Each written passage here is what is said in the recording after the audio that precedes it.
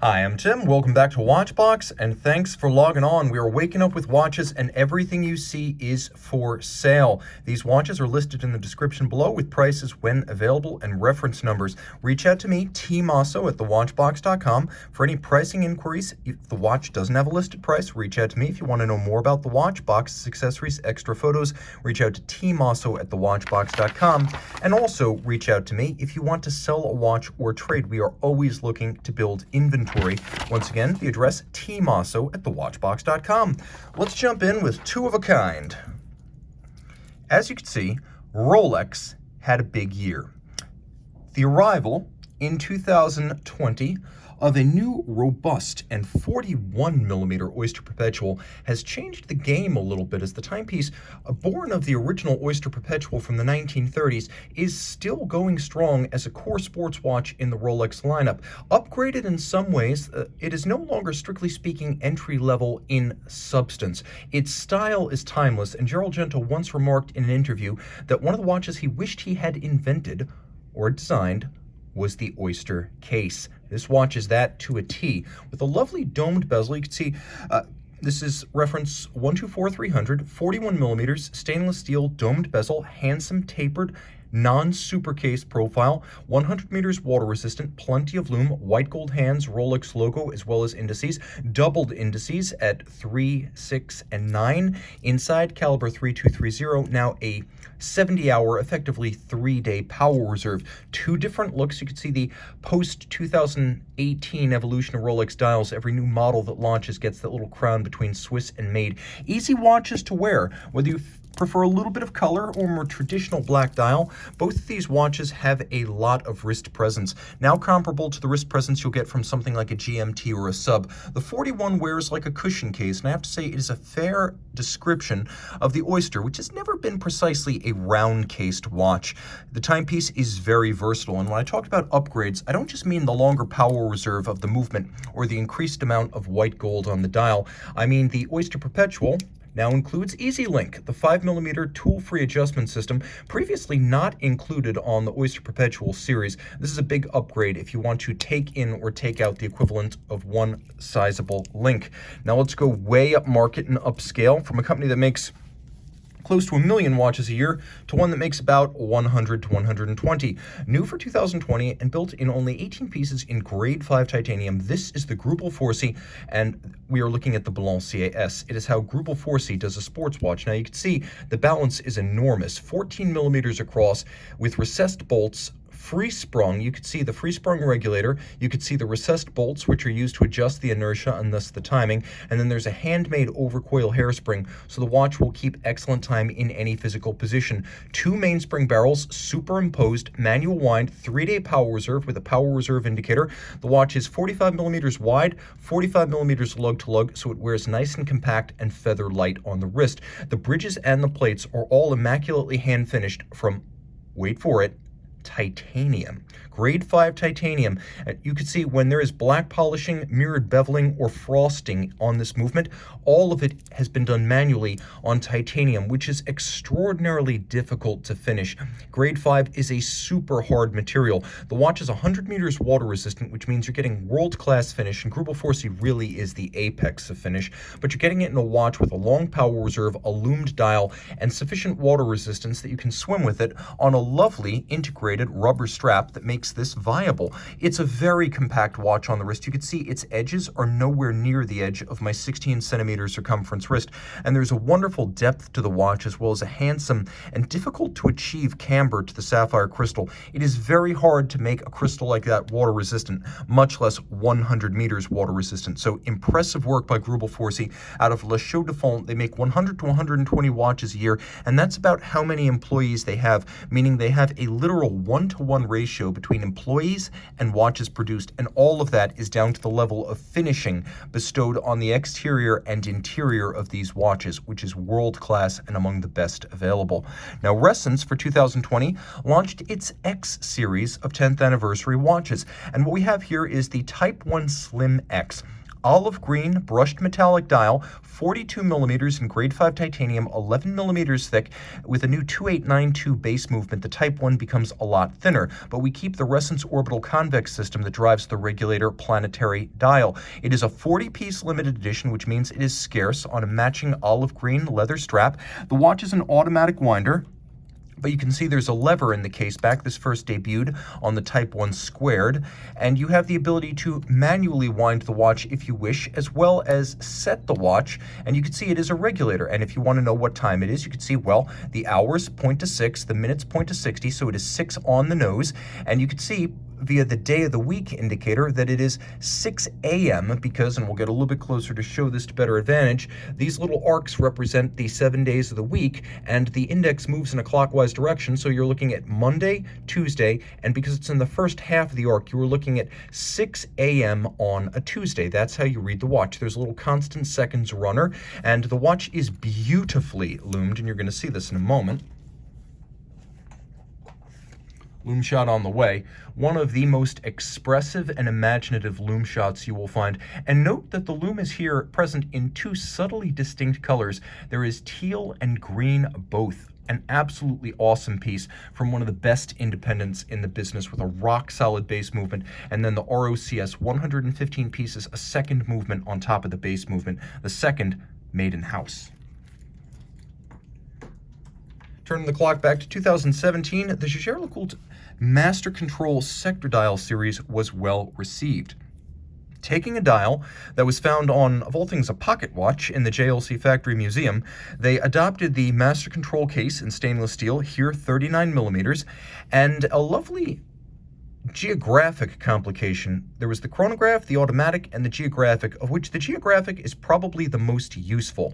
Now, it's somewhere between a world time and a dual time. You have a second time zone in 12-hour format with a little 24-hour register next to it, so you know if you're looking at AM or PM. You have 24 reference cities for the 24 principal time zones of the world, a lovely array of silver, black, and blue on this dial. Note the skeletonized blued syringe-style hands. Now, if I'm in Tokyo, for example, take a look at how this works. I can change my city of reference. I'm going to travel to Karachi, Pakistan. The watch does all the math for me. But note, it's doing it on the subdial. It's doing it on the second time zone. So that is my reference time. That could be the time I'm tracking, or it could be my home time. And note, there's a little index next to the cities that use winter time and summertime. So you can set to the index as winter and summertime vary in that location. A very sweet piece with manufacturer caliber 939, an array of both manual and mechanical finishing elements, similar to the level of finish you get on Audemars Piguet. Here you can see my favorite element, the true fired blued screws that are used on these movements. They are fired blue to create that handsome cobalt metallic in a kiln. A very wearable watch in stainless steel at 39 millimeters and only 12 millimeters thick. It's a wonderful match for my wrist. It's ideal for men or women. It's a unisex option. It's also great for those who want a little bit more discretion, but a great brand and the durability of stainless steel in a dress watch complication. Now, if you want lower volume, but you want to stick with steel, keep it real, and of course, step up to the world of swimmable watches, H. Moser & C., which is the other manufacturer in Schaffhausen, IWC the more famous, Moser the more exclusive of the two. Moser makes about 1,500 watches a year, IWC 70,000 to 100,000, so you get the difference in scale. It's an order of magnitude. Now, the Moser Pioneer Center Second Swiss Mad that you see right here is everything that I love about Moser. First, you can see a sports watch with a case that is anything but generic, as these case flanks have been milled and then hand finished to create the break between the satin and the polish, as well as the interior coined recesses. Screw down crown, 120 meters water resistant, perforated, rubber strap, Moser branded. You can see wonderful ventilation of the wrist. The lugs are drilled relatively close to the case, so there's a narrow pivot point, and this 42.8 millimeter watch wears well on a small wrist. Fume fade dial, very Moser. They like to use what they call a fume, a fade from a bright dial center to a dark dial edge. And then this is a very minimalist dial, as there's only the name and then the indices. It is plenty loomed, and you will see that in just a moment. And power is provided by HMC 200, a manufacturer automatic with hacking seconds and a 3-day power reserve, bi-directional magic lever winding system, a free sprung balance with a full balance bridge to make it shock tolerant. And then Moser, sweating the details, they have a company called Precision Engineering, one of their subsidiaries, that makes the balances, the hairsprings, as well as the escapements. So they're not just just building the bridges and the plates. They're really building out the sensitive parts of the movement that are difficult to achieve. Throw the watch on the wrist, and you can see that though it is a sports watch, you could wear it daily. It's graceful enough, especially with its minimalism and its poetic simplicity, that you could use this as your dress watch or your office watch. Especially with a larger wrist, it would be a perfect match. And you can see that the curve of the lugs at the edge wears well on my smaller wrist, and I could see this wearing well on a wrist as small as 15 centimeters circumference. Now, if you want similar size and exclusivity, but perhaps a more accessible price point, you don't need to compromise. You can still go with a great independent, now 60 years young, as of 2021, Sinn Spezialeren of Frankfurt, making wonderful pilot-style watches. And this model, launched for 2019 in 150 pieces, is a special collaboration with Revolution magazine and The Rake. Revolution and, of course, The Rake are style and horology magazines. And this watch is a tribute to both, as well as the aviation history of Sinn with the German armed forces. Now, originally, the reference 1550 Heuer Leonidas Bundeswehr chronograph watches were made by the Swiss concern. But later, service contracts were issued to Sinn, which would upgrade the watches, maintain the watches over time, and eventually rebrand them as they were phased out of service and sold off by Sinn to private owners. And so Sinn, because it would pretty much remanufacture the watches in the course of these activities, put its own name on the dials. So the Heuer Leonidas history became part of Sinn's history. The watch you see here, of course, stainless steel 43 millimeters with a ghosted bezel somewhere between gray and tobacco. The idea is that it's got a little bit of a hint of a fade to it. This is called the Dark Star by collectors because it has the Revolution star rather than in Revo red in lacquered black on the matte black dial, simulated patina or photina to represent the fading radioactive luminant of the original watches, and then gorgeous white lacquered syringe hands for the hours and the minutes with a true to history plexiglass crystal to give you that off-axis distortion. And it is a pilot's watch, but it's also 100 meters water resistant, which is a wonderful thing as most pilot watches are not swimmable. They tend to be 30 to 60 meters. The watch is powered by a automatic winding Sellita SW510 with a 44 to 48 hour power reserve. Throw this watch on the wrist and you can see it's a nice fit. The timepiece, and I'll do my best here to get this back in focus now. But you can see the watch is a good fit for my 16 centimeter circumference wrist, and it's not too thick. It's also a lovely media blasted finish, which means that the timepiece, as you can see, has a matte finish that can be refinished should it ever have to go back to the factory by media blasting it again. That's the nice thing about media blasting. If you don't dent it deeply, ultimately it can be refinished without removing any material because it just gets blasted again by sand or beads. A really cool piece, and one that frankly deserves a Loomed shot.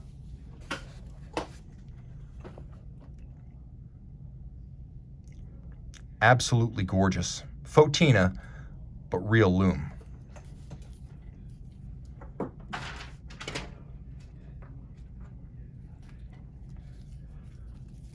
Now here, I have two from F.P. Journe that represent an outstanding point of entry. Whether you want to go with something that is vintage Journe or iconic Journe, both of these watches qualify, but in different ways. Let's talk a little bit about the Tourbillon Souverain. Now, it's based on the original F.P. Journe wristwatch, which was a tourbillon with a remontoir d'égalité constant force device.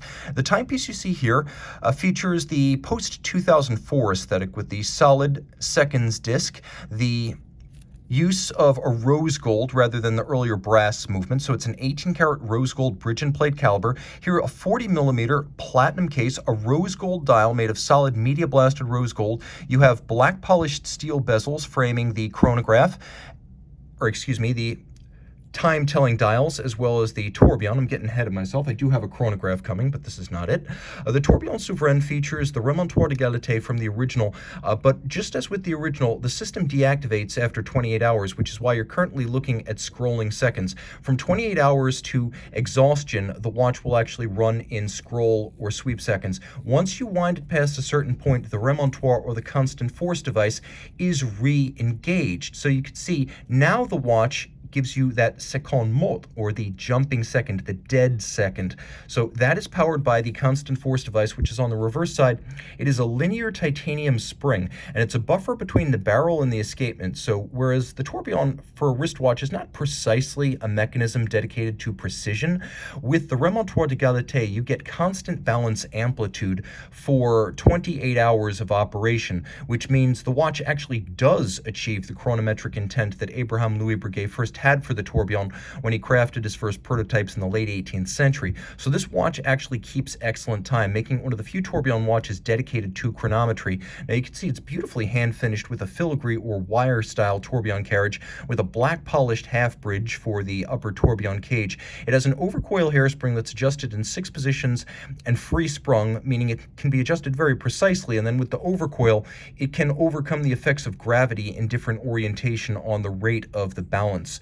The watch also includes, as you could see, a older French-made Eleanor case. From 2004 to about mid-2008, the watch would have been made, as you see here, with the rose gold movement and then the double hallmarks of both France and Switzerland on the case back. You can also see that large diamond is the maker's mark of Eleanor, a French Paris metropolitan area case maker that Journe used from the 80s through about mid-2008 when he bought the company and moved it to Geneva as his own case-making company. A lot of the same folks made the trip from France now still work there in Geneva making his cases.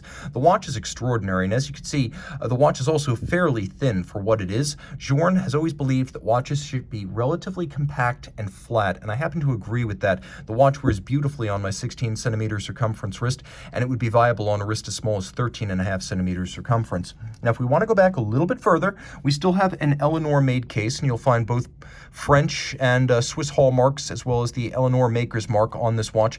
But this is the Octa Calendrier, part of the Octa series that launched in 2001. These are the automatic winding FP Journe watches. This one's a little bit different in that it's more distinctly vintage in some of its features. It has the 38mm case that was discontinued after 2015. The model itself, the Calendrier, was discontinued after 2014. Of course, the Eleanor made cases were discontinued after mid-2008. And then the movement in brass was discontinued, as you see it here, in brass, after mid-2004. So a lot of discontinued features on this watch. We've got a lovely guilloche rose lathe cut 22-karat mass, but this is the first generation of the Octacaliber 1300. It even has the original bidirectional winding system that was phased out after roughly mid-2007. Automatic winding, 5-day power reserve. In fact, it'll run for almost 7. It too is free sprung for more precise regulation in 5 positions. Beats away at 21.6, and then you can see that the bridges feature a combination of beveling on their edge, machined on these early models, and circular Côte de Genève, and then there's engine turning or perlage on the base plate with the screw heads black polished. Now, it is a retrograde annual calendar, which means it has a retrograding date, and then it has a quick set system for the calendar, so you can rapidly set it. Being an annual calendar, it only needs to be reset once a year during the jump from February to March. And I do like the fit of the 38mm cases. They're about 44.5 millimeters lug to lug, which means they wear really well. And my camera seems to have given up on autofocus, so I'm just going to periodically refocus so you can see the image. But you can see on my wrist, the watch really is quite compact, so if you like traditional sizing or you're looking for a King Kong unisex option, this is a great way to get into it, as well as a great way to get into vintage FP Journe, as all of the brass movement watches are considered to be vintage pieces by the standards of this admittedly still young brand. But if you want to get into classic Journe, you cannot do much better than this.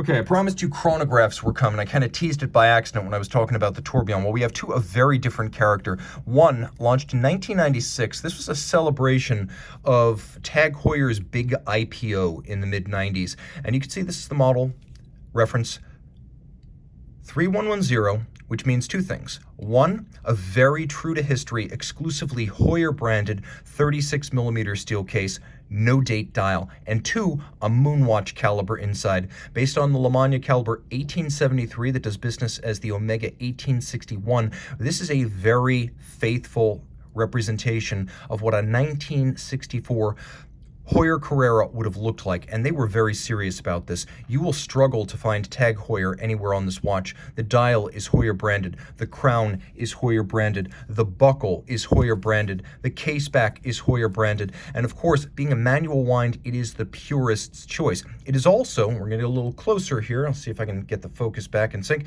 This is a true tritium dial, authentic tritium. Back in the mid-90s, that is how Heuer was still making its watches. It's a wonderful piece that has a silky wind with just enough crispy mechanical detent, a timepiece of extraordinarily enduring aesthetic qualities. It has those lovely integrated thrusting angular Carrera style lugs. The Carrera, of course, being the closest thing Tag Heuer and Heuer have to a true design icon alongside the Monaco. They're kind of the twin pillars of Heuer design through the years. When people think of a design from this brand, they think of the Monaco or they think of the Carrera. And this is not just a Carrera. This is a great Carrera, one of the all-timers and one of very few 1990s Tag Heuer timepieces that are considered investment-grade collectibles today, and this is one in outstanding condition with the purity of a manual wind movement. Let's zoom out a little bit and bring in a watch that came out in 2006 in a limited edition of 200 pieces, a combination, an unusual combination of titanium and platinum, 46.4 millimeters in diameter. This is the Jaeger-LeCoultre Master Compressor Extreme World Chronograph, and it is an extreme world chronograph. You can see on the dial, you have a world time complication that can be reset using the crown. The world time featuring 24 principal cities to represent the 24 principal time zones of the world. It is the Louis Coutier-style world time system where you have a 24-hour reference ring that rotates counterclockwise adjacent to these cities. You put your reference city down at 6 o'clock, and then you read the hour adjacent to the city, and you read the minutes off the center. You can also see half of this is actually underneath a smoked or shaded sapphire. You can see it divides the dial, and the area underneath the shaded sapphire is the area where it is currently night. Now, it doesn't have conventional running seconds. It has a constant operation indicator that changes from white to red and back again, and the timepiece is 100 meters water resistant with a two-part case. The inner case is made of grade 5 titanium, and then the outer case is made of precious metal platinum. The idea being the inner case is mounted on spring shock absorbers, so this watch is extremely shock tolerant in addition to being 100 meters water resistant. When the watch was launched, it was launched with a bunch of hammer-based carnival games where people could basically play golf, whack a tennis ball, or there's a game where you can actually whack a platform in a carnival game and try to raise an object until it hits a bell. And that hammer bell game was used alongside this watch to demonstrate its shock tolerance. So if you want a tough watch from a high horology brand, that's what you're getting here. But there's a lot more going on. Vertical clutch, column wheel, 65-hour automatic winding manufacture movement, the world time, the chronograph, and a quick release system that allows you to easily remove the strap. And the cool thing here is this system has a little bit of revetment where there are actually recesses dug into the lugs that allow you to insert a conventional 22 millimeter spring bar. So whereas a lot of quick release systems force you to use a proprietary strap, JLC designed this system so it will accommodate any properly sized 22 millimeter strap. You also get the brilliant compressor crowns. They work like this: 1/2 turn of the crown and it's locked, 1/2 turn of the crown and it's unlocked. Super simple, easy to grip if your hands are wet. That's not always true of a shouldered crown. You can see that we have 1/4 turn crowns for the chronograph. By the way, I'll tell you, the column wheel feel here is world class. And so is the sound, nicely tuned for a pleasing tactile experience. And of course, 1/4 turn locks the chronograph crowns. It is a brilliant and patented system that aids in the longevity of the crown seals because you're not threading a crown with a stem through the seal. So the stem and its threading on a conventional watch will wear down the seal because all we're doing here is compressing and decompressing. We're not actually threading anything through that crown seal. A very smart piece, and as you can see, a full double deployant white gold clasp.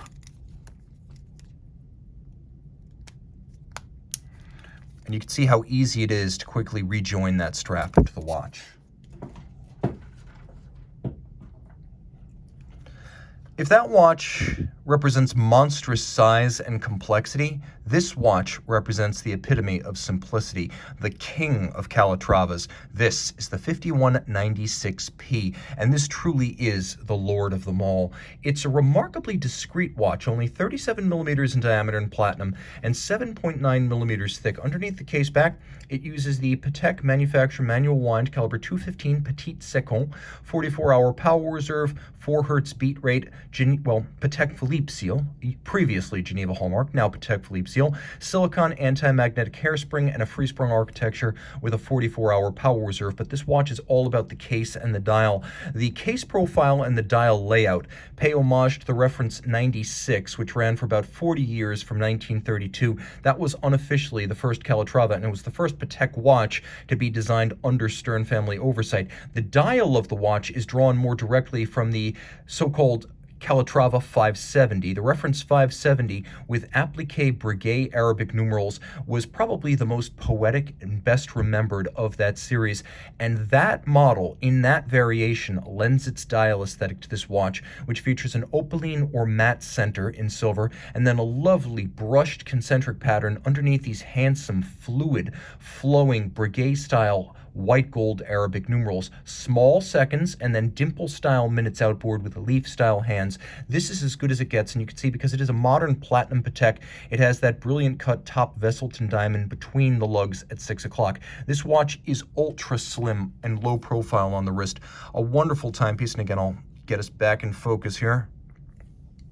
This is as good as it gets in the world of dress watches. Literally, simplicity incarnate and no detail overlooked. It has neither too much nor too few details. It's just right. This is the Goldilocks dress watch. And again, you don't need to buy monstrous complexity, including from Patek, to get a definitive watch from a great brand. This stands shoulder to shoulder with any Nautilus, any Aquanaut, and any Grand Complication. This might be the best simple manual wind three-hand dress watch you can buy.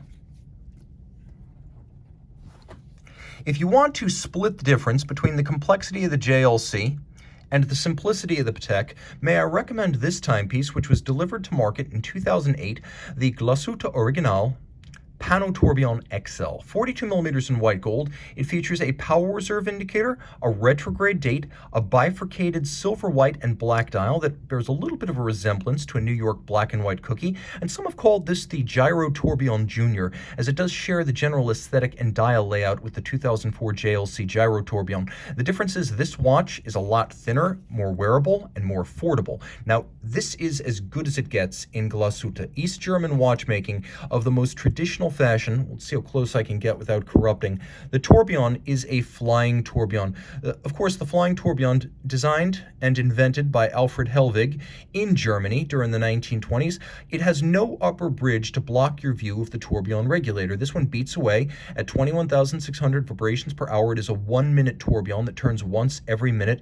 You can see the tourbillon cage is entirely hand-finished, satinated, and beveled to a brilliant shine, and that the capstone over the balance staff is actually a cut diamond, an extraordinary refinement alongside the handmade overcoil hairspring, so both aesthetic and horological value are absolute on this watch. Manual wind caliber 41, 42-hour power reserve. The reverse side is also gorgeous. You can see mirrored anglage on the edge of the bridge, a double solarization of the ratchet wheel atop the barrel. You can see black polished screws, but also fired blued screws. The watch has both, and you can see that it mentions 2 diamonds, one on the underside of the tourbillon, one on the top. You'll also appreciate the use of jewels set in golden chaton that are fixed by fired blued screws. That is a nod to the pocket watch era of Glasuta watchmaking, when, because of the era and the technology, it would have been relatively challenging to press jewels directly into a bridge, so they were first set in custom golden chaton because gold was an easy metal to work, and then the golden chaton was placed into the bridge and held in place using screws. This is a very, very special watch, and we'll zoom out a little bit so you can see it on my wrist. It wears beautifully. It's thin, it's broad, it's flat, it's handsome. It's got the presence of a sports watch, but the elegance of a dress watch, and it's a true high horology, handmade, hand-finished complication from one of the great and underrated brands in luxury watchmaking. Hey guys, one more note about this watch. So practical is this timepiece that it's even loomed. Today, this one is the Prince, and I can't argue with its status. This is luxury watch royalty. The first Audemars Piguet Royal Oak Perpetual Calendar about in 1981, and this model, the 25820, debuted in 1998, but this one is unique even amongst that rare breed, as this late 90s serial number, mid-E series, has a combination of noble, platinum, and stainless steel both in a 39mm Royal Oak jumbo case. Now let me show you some of the details here because they all bear review. The timepiece has a grande tapisserie dial, which is a hobnail cut on a pantograph. Back then they would have been made by Sternfrère, and you could see that the dial is actually cut on an 19th century lathe. It is a mimicry engine that takes a big template and then carves a miniature template on the dial blank, and that creates the hobnail. The hobnail is then galvanized black to see what you have here. It is a perpetual calendar in a moon phase, so you need not reset it until the year 2100.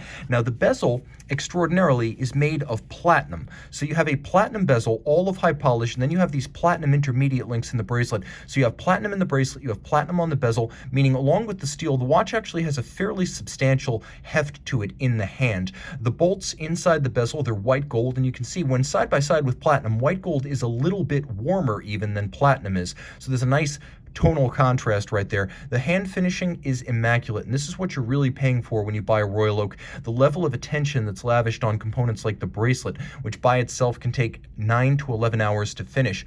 You can appreciate that this is older style Audemars Piguet clasp construction, though still very secure, a single trigger release and an internal folding component. The clasp itself is made of steel.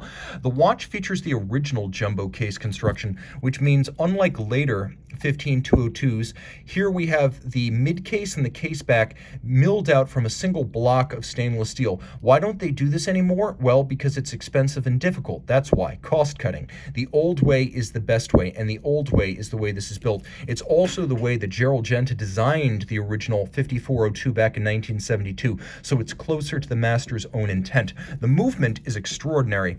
JLC designed, and I'm going to do my best again to get the focus going here. JLC designed, but Audemars Piguet refined. The base is caliber 2120, based on the JLC 920 of Bausch that was created in 1967 for Patek, Audemars, and Vacheron, and only those three brands ever used the movement. JLC never built it under its own name. Now you can see it's an automatic winder and an early example of a display case back on an AP Perpetual Calendar. You can appreciate that it's free sprung. It beats away at the vintagey beat rate of 19,800 vibrations per hour, and if you look carefully, you can see that there's a annular ring for the rotor. It's actually a ring that goes all the way around the movement. The rotor itself is beryllium, and it pivots on 4 ruby rollers that are built into the base plate, so the base movement can be super thin without the movement crashing into the bridges of the base plate. It's finished, as you can see from this anglage, to a much higher standard than a conventional Royal Oak or Royal Oak offshore automatic movement. It has a 40-hour power reserve, a free-sprung balance, and again, it's the finishing that you expect on a top-level AP or a Patek Philippe. That's what you're getting here. You're not getting that with a standard run-of-the-mill AP watch. And of course, you're getting the Perpetual Calendar module 2802. So you're getting a timepiece that represents the icon of Audemars Piguet, the Royal Oak, in its proper 39mm form, in its proper monoblock case construction, with an extraordinary black grande tapisserie dial, platinum case, platinum intermediate links, and perhaps the single most iconic movement Audemars Piguet has ever made. This is a watch for the ages, a watch for which I can recommend no improvements. Reach out to tmosso at thewatchbox.com for purchase or pricing details on this or any watch you see on today's show.